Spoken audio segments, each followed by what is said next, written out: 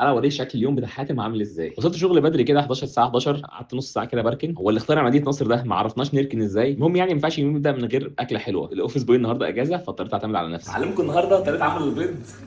لو عايزين الوصفه وابدا اعمل وصفات بعد كده قولي لي في الكومنتات وصفه عشان اطلع الشيف اللي جوايا. وطبعا عقبال ما البيض يستوي دخلت في ميتنج مع ميدو مدير ماركتنج نطلع افكار الفيديوهات بتاعت النهارده عندنا عرض في سترة قوي اللي هو مهرجان في سترة. الشاشات تبدا ب 199 جنيه. افكار الفيديوهات خلصت الحمد لله. انا حابه البيض قبل ما البيض يتحرق. وبعد كده طبعا رحت فطاري وميتنج تاني، ميتنج تالت ميتنج رابع. طبعا وانا في الميتنج مع احمد هشام مظبط فكره الفيديو ده لقيت عبد الرحمن البصريه داخل عليا لقيته بيقول لي حاجه غريبه جدا. عايزين نلعب كوره بقى مدير. كده انا فصلت خلاص وبدات اصدع. عشان اكمل اليوم قمت عامل لي كوبايه قهوه من سعد باشا. سعد باشا حبايبي كتير جدا لقيتهم بيشكروا فيه فقلت لازم اجربه. بصراحه طلع طعمه خطير. يعني ما بحبش القهوه بس حببني في القهوه جدا. طبعا عشان انا مش كيف قهوه فبشربها باللبن. خطير يا جماعه بجد، اطلبوه وجربوه وعلى ضمانتي. بعد ما خلصت كوبايه القهوه بتاعتي نزلت عشان اصلي العصر. طلعت لقيت التيم ماركتنج بتاعي بعت لي الفيديو الجديد بتاع العرض من الفرع. ثم اتفرج على الفيديو كنت منبهر فخور بالتيم والشغل بتاعه. بصراحه بعد ما شفت الفيديو اتحمست اكتر للشغل. ما تنساش تعمل بقى فولو عشان هفضح لك اسراري الايام اللي جايه.